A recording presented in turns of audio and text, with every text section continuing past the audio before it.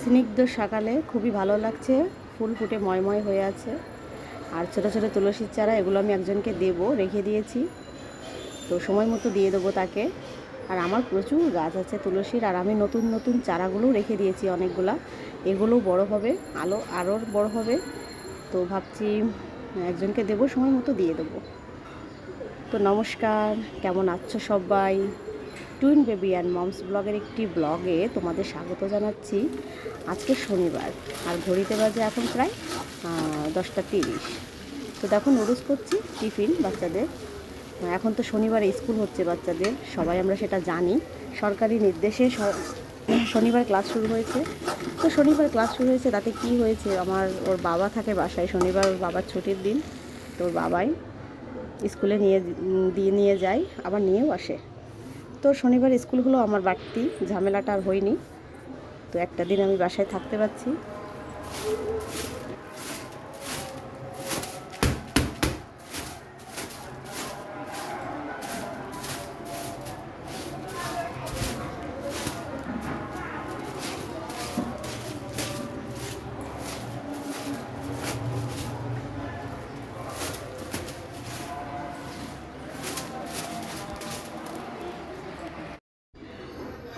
শরবত বানাচ্ছি বাচ্চাদের জন্য, বাচ্চারা এক্ষুনি চলে আসবে, একটু বানিয়ে রাখছি।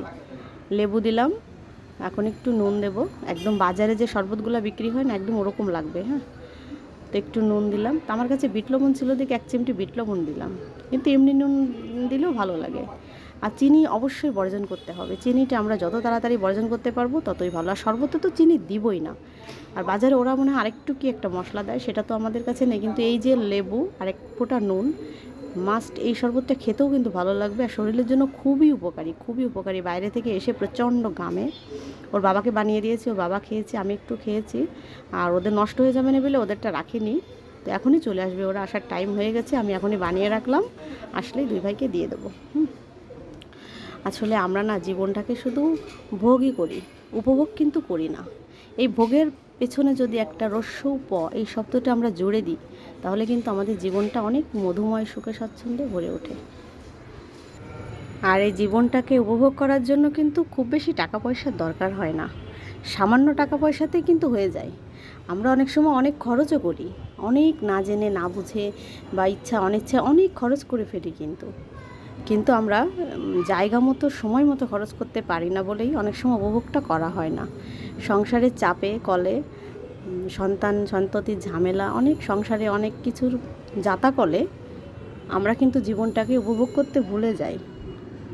তো জীবনটাকে উপভোগ করতে হলে দুজনকেই হতে হবে, ঠিক থাকতে হবে। যেমন আমরা যদি মাঝে মাঝে একটু বেরিয়ে একটু একটু টি স্টলে 1 কাপ চা খাই বসে, একটা মাটির ভাঁড়ে দাঁড়িয়ে, বা রাস্তার পাশে দাঁড়িয়ে যদি মাঝে মাঝে একটু চা খাই, বা একটা ফুচকা খাই, বা একটু ঝালমুড়ি খাই, এই ছোটো ছোটো উপভোগগুলোও কিন্তু কম মূল্য না আমাদের জীবনে। কিন্তু আমরা কী করি, আমরা বাসায় তো রোজই চা করি, খাই। একটু যদি মাঝে মাঝে ছুটির দিনগুলো বা যে কোনো একটু সময় বের করে আমরা স্বামী স্ত্রী ছেলে মেয়ে নিয়ে আমরা যদি একটু রাস্তার পাশে দাঁড়িয়ে কিছু খাই, এই যে ছোটো ছোটো, বেশি টাকা লাগে না, কিন্তু জীবনটাকে কিন্তু খুবই উপভোগ করা যায়। গল্পের উপন্যাসে আমরা কিন্তু এগুলোই পড়ি, এই ছোটো ছোটো উপভোগগুলা জীবনটাকে কিন্তু অনেক সুন্দর করে তোলে। কিন্তু আমরা কিন্তু সংসারে যাতাকলে সব কিছুই ভুলে যাই একদিন। এখন কি হয়েছে যে এমন হয়েছে যে চুল বাঁধতেই ভুলে যাই, চুলের খোপা করতেই চুলটাকে শুধু খোপাই করে রাখি, ক্লিপটা দিতেও ভুলে যাই। এরকমভাবে আমাদের দিনটা চলেই যায়, তাই না? তো এই যে দেখো, বাজারে যেসব আম উঠেছে, এখন কিন্তু ফরমালিন থাকতে পারে, বিশেষ করে ঢাকা শহরে প্রচুর ফরমালিনযুক্ত আম পাওয়া যায়।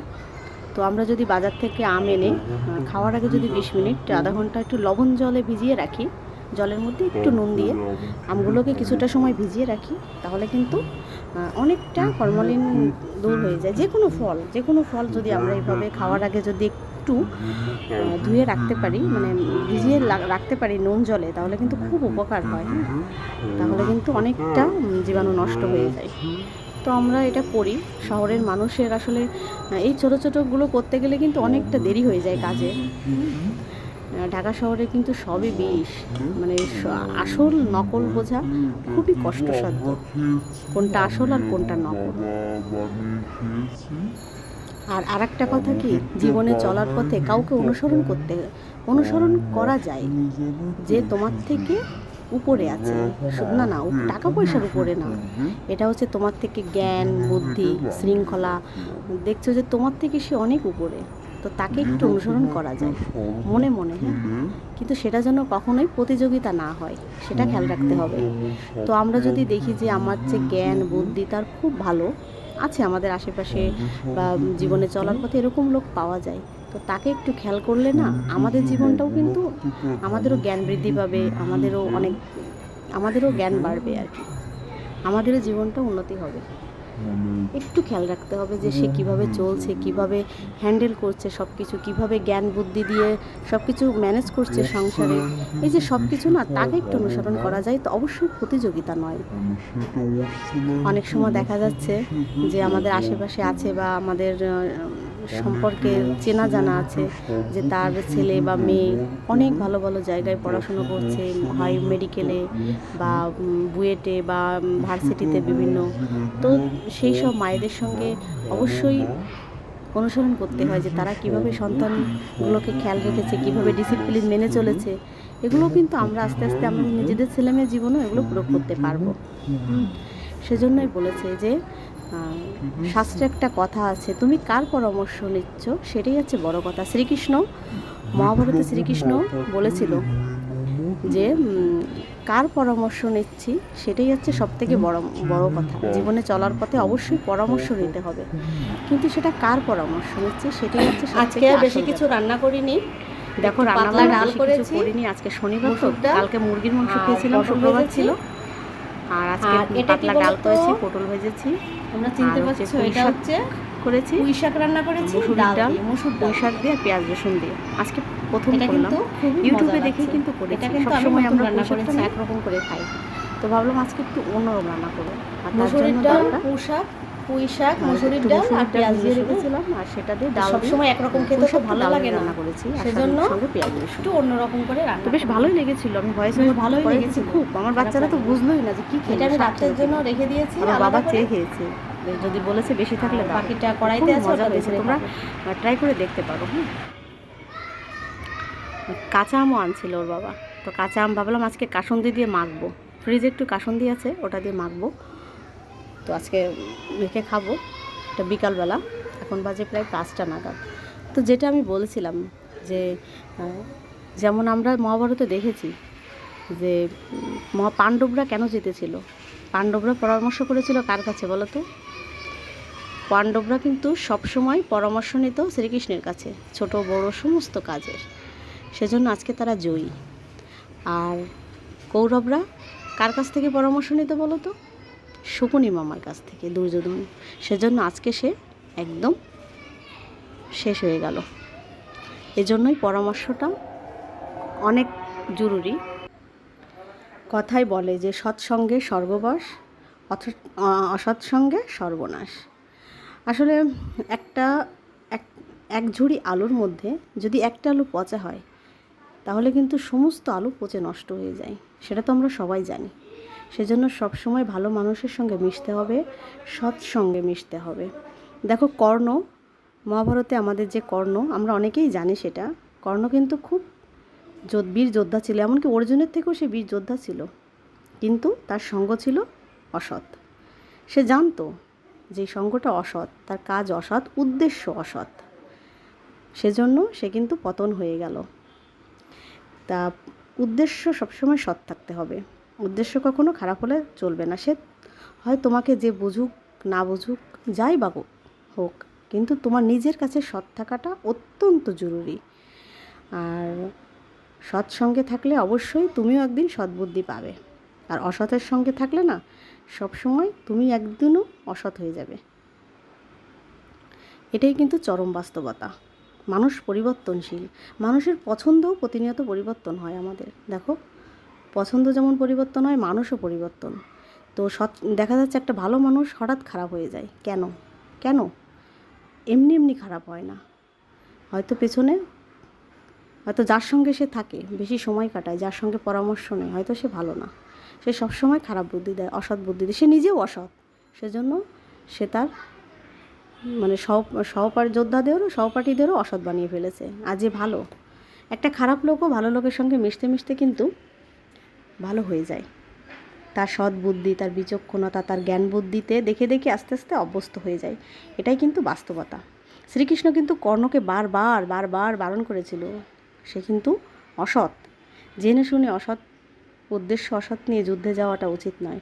সে কিন্তু পারত সৎ পথে ফিরে আসতে, কিন্তু সে করেনি। সে পতন অনিবার্য জেনেও তার সঙ্গে দুর্যোধনের সঙ্গে কিন্তু যুদ্ধ করেছে,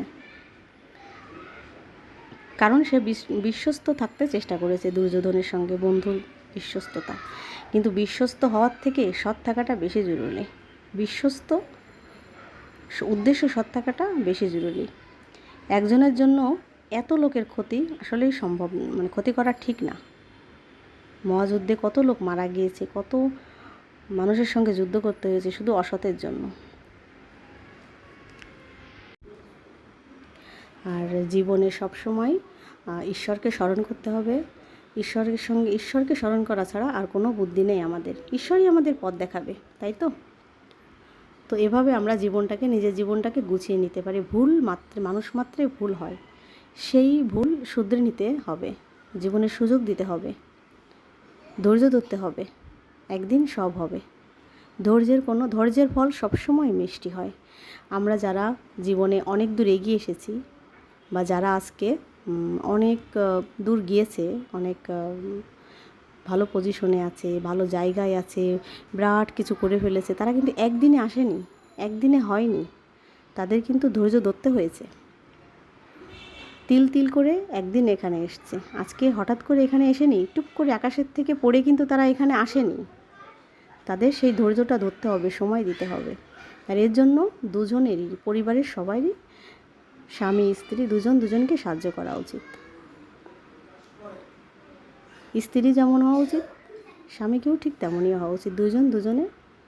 দুজনেই ঠিক থাকলে তাহলে একদিন আমাদের কি হবে, নিজের সংসারটা, নিজের সন্তানরা ঠিক ভালো জায়গায় থাকতে পারবে, ঠিক আমরা ভালো জায়গায় দাঁড় করাতে পারবো। মনে কখনো হিংসা আনা যাবে না, অহংকার আনা যাবে না, এই দুটোতেই শেষ। শুধু সৎ থাকলে হবে না, যদি হিংসা অহংকার মনে থাকে না, তাহলে কিচ্ছু হবে না, কিচ্ছু হয়নি, কারোর কিছু হয়নি, আর হবেও না।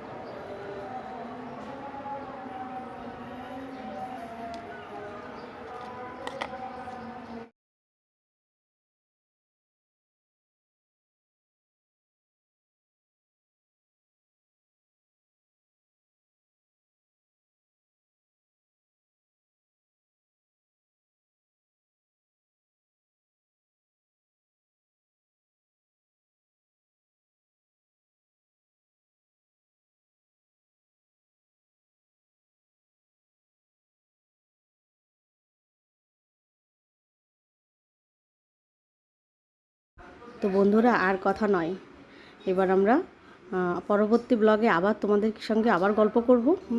তোমরা সুস্থ থাকো, ভালো থাকো। আর ভিডিওর মধ্যে যদি কিছু ভালো লাগে অবশ্যই লাইক করে দিও, আর যদি কোনো কিছু বেশি ভালো লাগে অবশ্যই কমেন্ট করে জানিও। হ্যাঁ, আবারও বলছি, তোমরা ভালো থাকো, সুস্থ থাকো। আবার পরবর্তী ব্লগ নিয়ে হাজির হব, সেই সময় তোমাদের সঙ্গে আরও অনেক টপিক নিয়ে গল্প করব। আজকের মতো এখানেই রাখি, টাটা, বাই বাই।